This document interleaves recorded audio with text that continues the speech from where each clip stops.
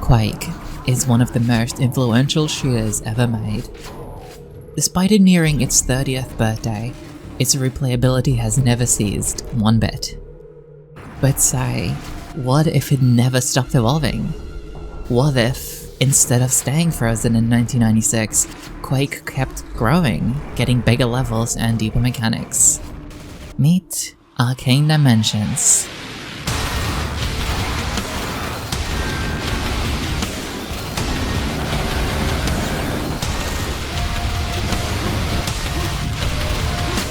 Okay, you know how these videos go already? I think like all of them have a montage of sorts in the intro. Hey viewer, and welcome to a brand new video where I yap about boomer shooters I'm autistic about. Before we actually get into the video, I definitely think it's worth to address the elephant in the room. That's a pig. As you may have noticed, we're now actually in Doom. The summoner is no longer just a PNG bobbing up and down. So what I'm essentially doing is trying this out for a while instead of images and see which one fits better for my style of content. Back to your regularly scheduled program. So, what exactly is Arcane Dimensions? At a surface level, Arcane Dimensions is a mod for Quake released in 2015 and developed by a group of veteran mappers and programmers. It runs on modern source ports and, technically speaking, all it does is add new content to the base game. Why did I even write that? That's what a mod does. But come on, that description really doesn't do it justice, does it? Arcane Dimensions doesn't feel like a typical mod. It doesn't feel like a collection of custom maps with some gameplay tweaks or even a total conversion in the traditional sense. It feels more like an alternate timeline version of Quake, like a version of the game that kept evolving for another 20 or so years. It builds on the foundation of the original Quake, but expands it in almost every direction. The most immediate difference is scale. The levels in Arcane Dimensions are significantly larger and more intricate than John Carmack could even dream of. They're not simply bigger, but also massively layered, interconnected, and often designed around exploration in a way that the original game could only hint at. Arcane Dimensions leans heavily into the idea that Quake can be more than just fast, linear action. It introduces hub-style progression with optional paths and intricate secrets, as well as a much stronger emphasis on discovery. There are secrets literally everywhere, not just tucked behind a misaligned wall, but integrated into the level design itself in ways that reward curiosity and experimentation. There is one exception I can very confidently mention. Nearly every single secret in the level called Obsessive Brick Disorder, which is something I suffer from by the way, have you seen my levels, is a ceiling button. I can't be asked to count how many there are, but I thought it's funny. At the same time, the mod expands the overall gameplay systems of Quake. New enemies, weapons, and mechanics all subtly come together to create something that feels familiar, but noticeably different. It's still Quake at its core, given you're still circle strafing and the like, but the rhythm is slightly altered. Fights tend to feel more deliberate, encounters feel much more structured. The game is a lot more willing to slow you down, just enough to make you think. Expansions don't simply stop at gameplay mechanics though, as visually it also pushes the original engine far beyond what it was originally designed to do. The architecture is incredibly detailed, the dynamic lighting is gorgeous, and the environmental storytelling? Everything's here, and it gives the game a much stronger sense of place than the original's more abstract levels. But maybe the most important thing to understand is that Arcane Dimensions isn't trying to replace Quake. It asks a relatively simple question, and that is, what else could Quake be? And then it answers that question with an absurd amount of ambition, creativity, and attention to detail. So while it might technically be just a mod, in practice it feels more like a full-scale expansion or even a reinterpretation of the original game's design philosophy. And that distinction becomes really important once you start to look at its levels and its gameplay changes. First things first, let's talk about my sleeper agent, level design. This is where the mod really defines itself. This right here is the core of the experience and the main reason people still talk about it years after its release. Holy shit, this is not scripted, I just realized that it's been 11 years since this came out. What? As you may be able to see by this point, the first thing that stands out is scale. These maps are significantly larger than anything in the original Quake, but more importantly, they're denser. There's a lot going on in every direction, which circles us back to a previous point about there being multiple layers and overall tons of interconnectivity. Verticality also plays a huge role here. You'll often see areas long before you actually reach them, and later realize how everything connects together. That kind of spatial awareness becomes part of the experience and is what further cements that incredible sense of place. But what really changes things is a shift away from strictly linear design. In the original Quake, most levels push you forward in a fairly controlled way. In Arcane Dimensions, progression is often more open-ended.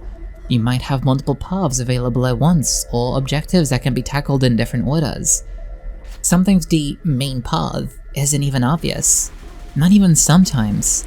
I feel like that's just most of the time. In a really good way there. This helps to create a very different pace, where instead of constantly pushing forward, you're encouraged to slow down, explore, and pay attention to your surroundings. It's just as much about momentum as it is about understanding the space you're in. Oh, and the secrets, oh my god, they are great. These secrets overall are on another level. They're not just small bonuses hidden behind a wall, they're often entire optional areas, complete with their own encounters and rewards and even stories to tell. Some require careful observation, others require experimentation. Damn, that's some bars right there. And a few of them are puzzles in themselves. Thanks to all of this, exploration genuinely feels rewarding. Another important aspect is how encounters are integrated into the levels. Fights aren't just placed randomly but are often built around the environment. You'll walk into a room and trigger an ambush, or get locked into a Doom Eternal style combat arena, or activate something that changes the layout of the space entirely. It gives combat the strongest sense of structure, almost like each encounter is a small set piece. Whatever inhabits these halls wants to get you, they're ready and carefully guarding whatever the hell they're guarding. Visually, the levels also push the Quake engine much further than the original game ever did.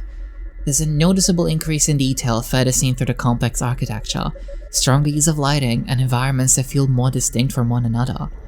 Each map tends to have its own identity rather than blending together. Look no further than what is probably my favorite map of them all, Tears of the False God. Whilst a lot of levels beforehand were trying to build off of Quake's graphics and style as much as they could, this one decided to say, fuck it, we ball, and oh my, let me tell you, it really balled. When I started to play this, I genuinely felt a rush of emotions. Like, it was so beautiful that it outright made me teary, paired with that soundtrack. Am I too autistic? However, the size and complexity of these maps do have their own drawbacks, of course. They can be overwhelming, especially for new players. It's easy to get lost and miss important paths. Hell, even I do that, and I've been playing this game for 16 years. Beyond this level design, Arcane Dimensions makes a number of important changes to how Quake actually plays. And while none of these completely reinvent the game, together they subtly shift the overall feel in a noticeable way. At its core, it's still Quake. Its fundamental identity is still intact. One of the biggest changes is the complete lack of hitscan weapons. Shotguns now fire actual pellet projectiles as opposed to, well, hitscan. The same sort of treatment also applies to grunts. It's not a very big change, but strangely enough I find this to bump the overall satisfaction of using Quake shotguns by 11. They feel infinitely more responsive, and I think that's also really helped by the new and improved sound effects they've got. Like, take a listen.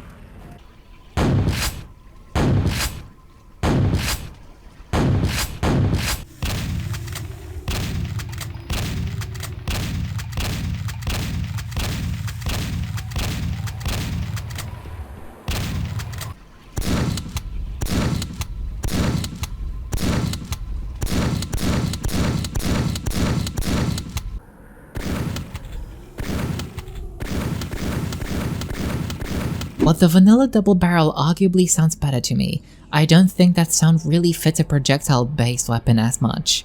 Oh, and did I mention that there's a triple-barreled shotgun in this mod? I'd argue this is probably going to be your most used weapon, but Christ, does it not chew through your ammo. Other than that, enemies provide much more and much more needed visual feedback, and attacks can often be dodged very reliably, granted you're paying attention to what you're fighting. This has a subtle but important effect. Combat feels less about taking unavoidable damage and more about positioning and awareness. It encourages the player to read enemy behavior, anticipate attacks, and move accordingly instead of just reacting on a whim. At the same time, as mentioned before, encounters themselves are more structured. Instead of enemies being scattered through a level, fights are often triggered in specific moments, such as entering a room or picking up an item. This creates more deliberate combat scenarios, where the game clearly wants you to engage with a situation rather than just passing through it. This, to me, is really neat, because this makes it almost feel closer to modern encounter design, while still keeping Quake's speed. It's a strange mix of old and new, and in a way, it's kind of inspiring for my own projects. There are also new mechanics layered on top of this. Breakable objects like boxes and plants, environmental interactions, and other small gameplay additions that show up throughout the experience. None of these really dominate the gameplay, but they add variety and give the levels more interactivity. One of the biggest ways Arcane Dimensions changes the feel of combat is through its expanded roster of enemies. And this isn't just about adding more things to shoot as much as it is about changing how encounters play out. The original Quake has a relatively small but very distinct set of enemies. You learn them quickly, understand their behavior, and adapt. Which, mind you, is absolutely okay in its own right, but Arcane Dimensions builds on that foundation by introducing new monsters that fit within the game style, but pushes combat in new directions. Some enemies are variations of existing ones, while others are completely new, but almost all of them are designed with more complex behavior. Some of these guys have really unique and interesting movement. Some attack in less predictable ways, or force you to rethink your positioning. There's a surprisingly careful balance of aggression and pressure while still giving you enough time to think. And given the mod leans heavily into projectile-based combat, a lot of these enemies are built around attacks you can see coming from a mile away. This creates a more dynamic kind of fight.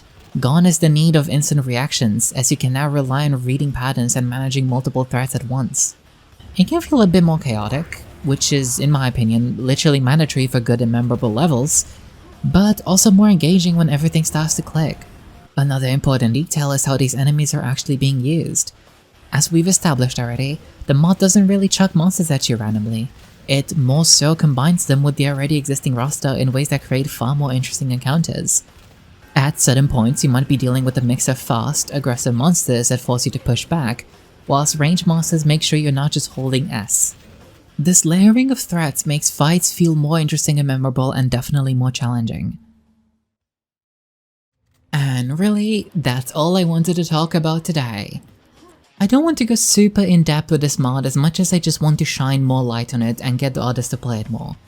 I feel like it's criminally underrated, and anyone that enjoys boomer shooters really needs to play this. I can't think of anything else that comes even remotely close to the feeling Arcane Dimensions provides. Do let me know if you like the quote-unquote new style where the summoner doesn't pop up as often. Maybe there's not enough movement, or it feels more soulless, maybe less expressive. Regardless, I'd appreciate any sort of feedback. To those interested in the Abyssal crown, I definitely feel like saying that the release of Demo 1 is really close. At the time I'm writing this, I'm working with a bunch of people for some voice acting related shenanigans, and really that should be the final bulk of the work. Thank you so much for watching, and I'll catch you all in the next video.